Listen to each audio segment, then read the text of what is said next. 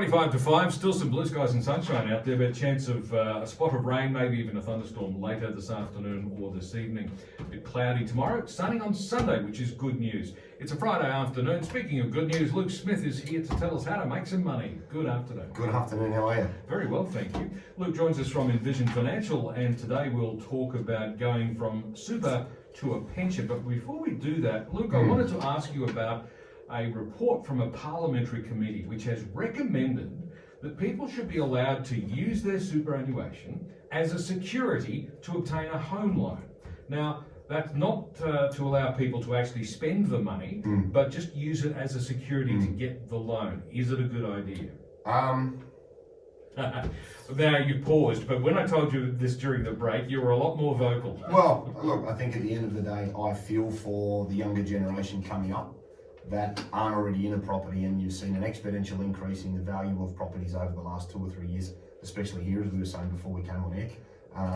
I think it's very dangerous, and I think it would need to be very, very, very heavily regulated to not force people or give people the false pretense of borrowing or being able to service too much debt. Yes. I think people should be afforded the opportunity to buy a home, and I think that's important, but I think teachers have given out too many ribbons for too long, and there's a generation of kids coming through that think it's normal to buy a $1.5 million house with a big screen TV and 2 cars in the garage because the school's told them for the last 10 or 12 years that they're amazing, and through no fault of their own, the expectations of normal now have been pushed prices to crazy levels. So if you're going to use it as security, which it's never been allowed to do before because it is the last source of retirement funding that you can actually get protected from yourself. Yes. And that's what those rules were originally set to do. So could they open the door to that? I think they've introduced other options like making contributions and withdrawing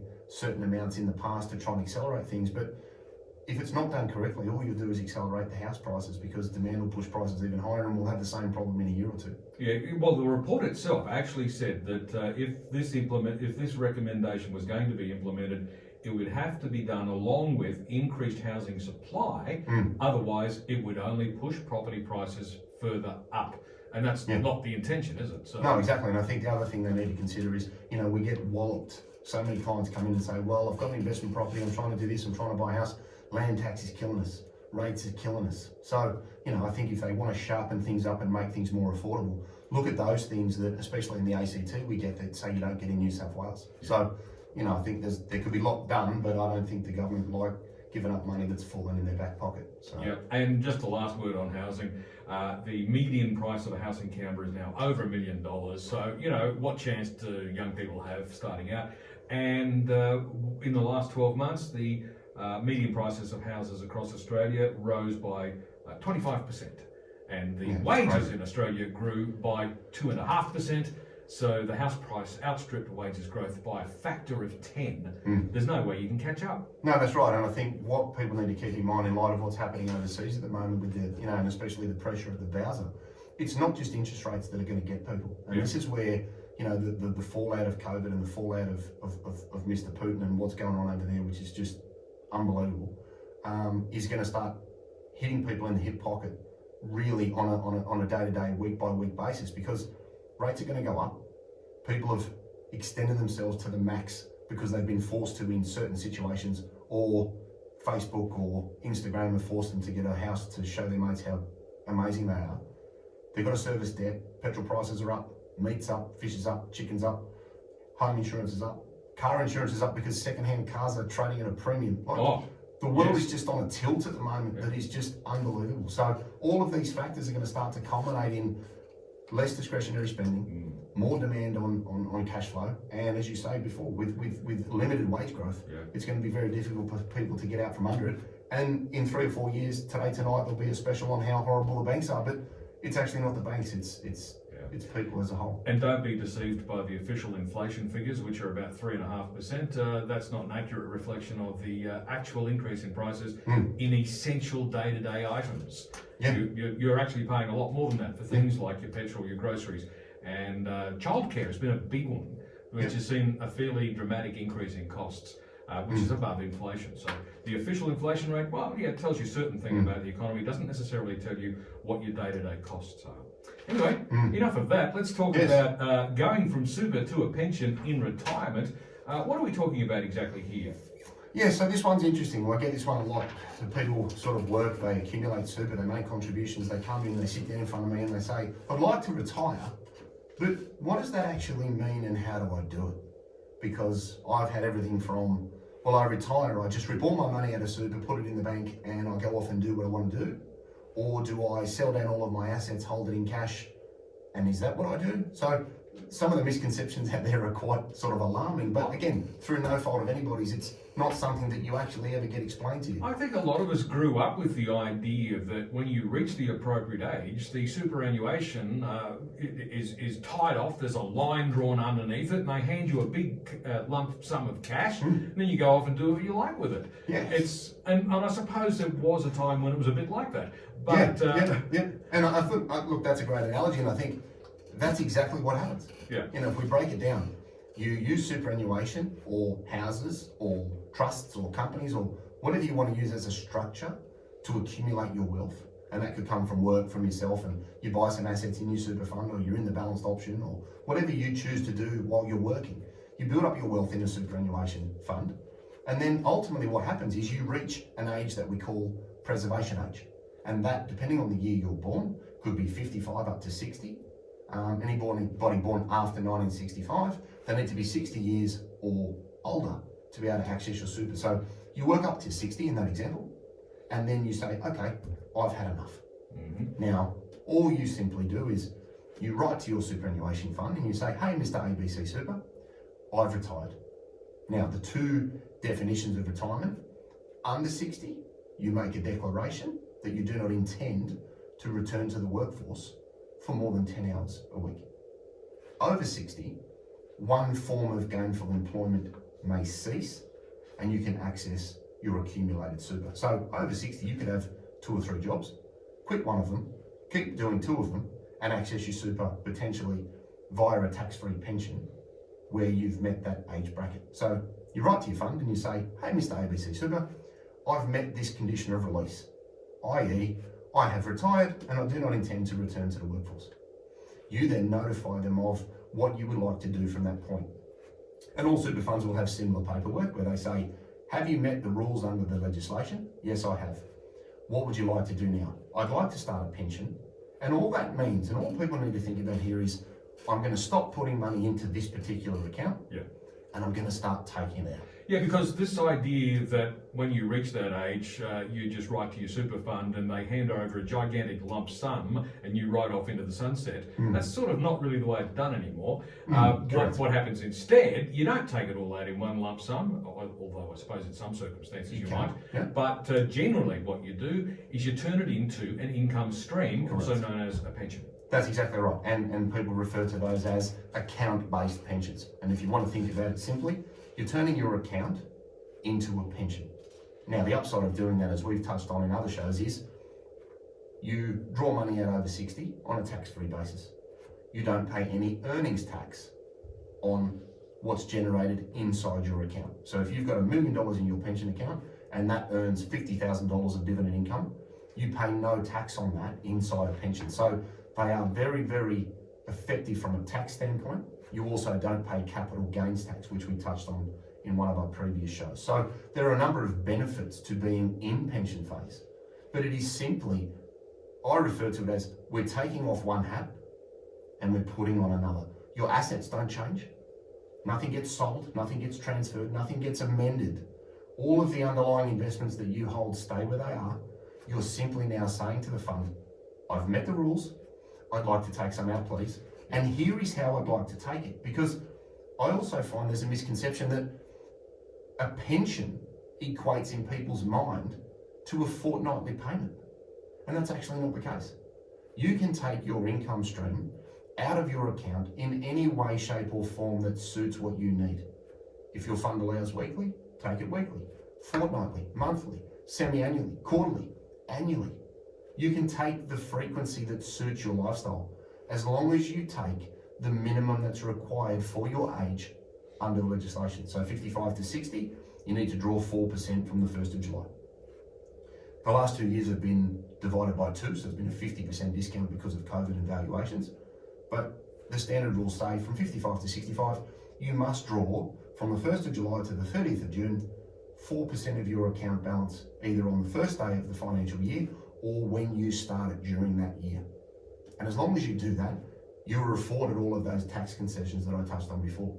And that simply is how you retire. Okay, simple as that. When you're in the accumulation phase, it's a superannuation account. Money's going into it. As you go along, you might decide to change some of the investment options in that account.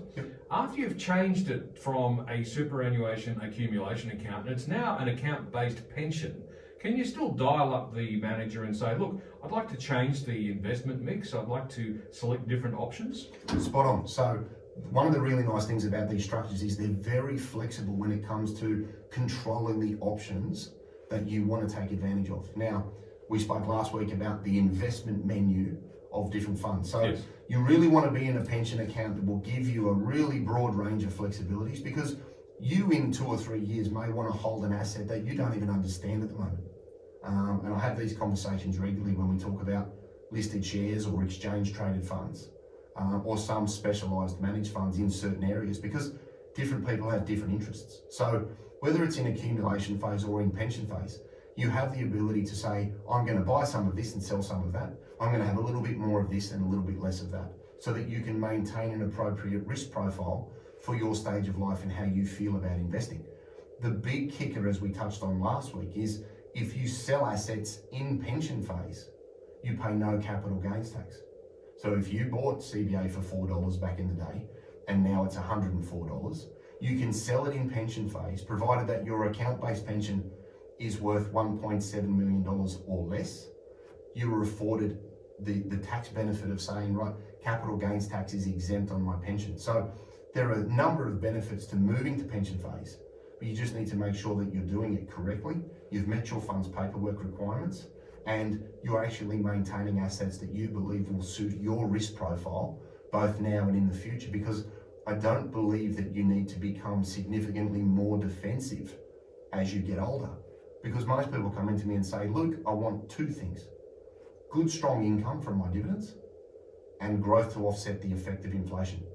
Now, if you're holding a huge amount of cash and fixed interest, you're preventing yourself from being able to grow the value of your assets and protect against inflation. And in the current environment, cash and fixed interest are providing very, very little compared to 04, 05, 06, when you could get 8% in an online bank account. So you need to be current with the times and tailor things to what you need to be able to live on. Yeah, those times have changed, haven't they? Oof. What should people keep in mind when starting a pension? Yeah, so one rule that you need to keep in mind is that once you start a pension, you cannot add to its capital value without stopping that pension and winding it back to accumulation. And there's a lot of faffing around that goes into that. So if you're going to start an income stream because you're planning on taking advantage of the transition to retirement rules, or you're going to retire, or a form of gainful employment has ceased and you want to top up your income or pay off your home loan, you want to be able to get as much into the superannuation account as possible. And that might include using things like non-concessional contributions, which is where you put money in, you do not claim a tax deduction. Right. Making deductible contributions to super up to the $27,500 limit, including what you get from work.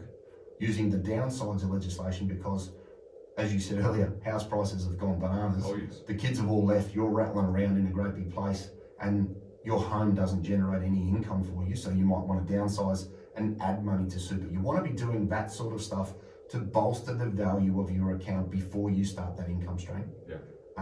Understand your risk profile. Make sure that you've got all your deduction paperwork claimed before you start the pension. Now this one is amateur hour at the best of times. When you put money into superannuation using your own funds, you need to tell the fund that you're going to claim a tax deduction. And that's called a notice of intent. So you need to tell the fund, hey, I've put $10,000 in, I want to claim that deduction. Make sure you lodge all of that appropriate deduction paperwork before you start the pension, or you will miss out on tax savings at your marginal tax rate. So there's a trick for young players there. Indeed there is. Luke Smith from Envision Financial is with me in the studio. Today we're talking about how do I go from super to pension in retirement. It's about 10 to 5. We'll be back with more in just a moment.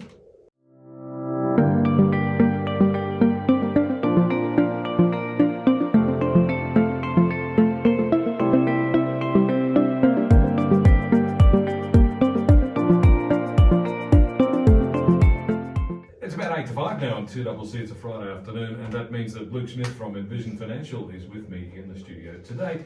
We're talking about how do I go from super to pension in retirement. And Luke, from the sound of it, from what we've been discussing today, it actually sounds relatively simple and straightforward. So what are the key things to remember when going from super to pension phase? So like most things, I say start with why and then work your way backwards from there. And your why could be to fund your lifestyle because you've stopped working. Yeah.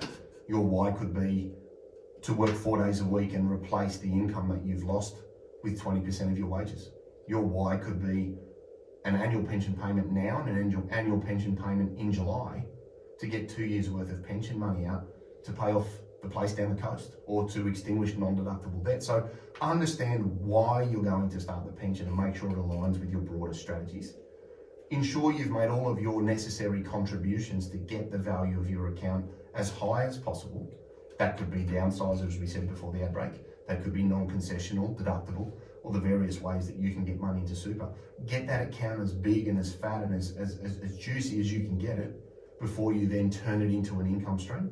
Make sure that you maintain a little accumulation account. So let's say you've got $1 million in your super fund and you want to start a pension because you're over 60, but you'd really like to work 3 days a week. You're going to need to keep a few $1,000s in a superannuation account because your employer will need to put money into super for you while you remain working, Right. And they can't put it into the pension. So keep that open because effectively you have 2 different accounts then? Correct, that's right. Because as I mentioned earlier, once you start it, you can't add to it. Yeah. So you'll need to keep a little bucket on the side here for other deductible contributions. You may start a pension and then put the money back into super to reduce your taxable income. So you could do that as well. Make sure you've completed the paperwork with your fund. It's one of the few times in life where you need to be accurate and diligent and make sure that you've done everything you need to do. Well, pretty much anything to do with money, that's a good idea. Not a bad rule of thumb. Accurate and diligent. Exactly. Wait until you're in pension phase to sell assets that carry a significant capital gain. As we said before the ad break, if you paid $10 for CBA and they're 104 today, you don't want to sell them in accumulation phase and pay capital gains tax at 10%. You'd rather sell it in pension phase and pay nothing. So be strategic about how you restructure your assets in retirement. Think about the frequency with which you'd like to take your income stream. Do you need weekly, fortnightly, monthly, annually? And you can take it in that frequency. It doesn't have to be fortnightly by default. A lot of people muddle accumulation accounts and pensions up with the age pension, but also PSS, CSS, DFRDB or NSBS where it's paid on a fortnightly basis. It does not have to be fortnightly if you don't want it like that. I think most of us probably prefer the fortnightly because that's what we're used to in the workplace, but there might be reasons why people have a different need. Yeah, look, exactly right. As I said before, if you want to extinguish debt, make super contributions, pay down investment properties and things of that nature, you may want an annual payment before June. So again, tie that into your why and know why you're doing it. Check your asset allocation and your underlying assets if you want to try and maximise your income in pension phase because you will be refunded surplus franking credits. And then make sure you're in a fund that can provide you with a wide range of options because you don't want to have to sell everything down to move to a better fund that offers more choice. So think about that before you move so that you only really ever need to move once or twice in retirement at best. That way then you can maintain all of your assets without the costs of selling, moving and everything else associated with the transfer. Fantastic. So, Luke, it's that time of the day when I say, where can listeners get more information? So, 62604749.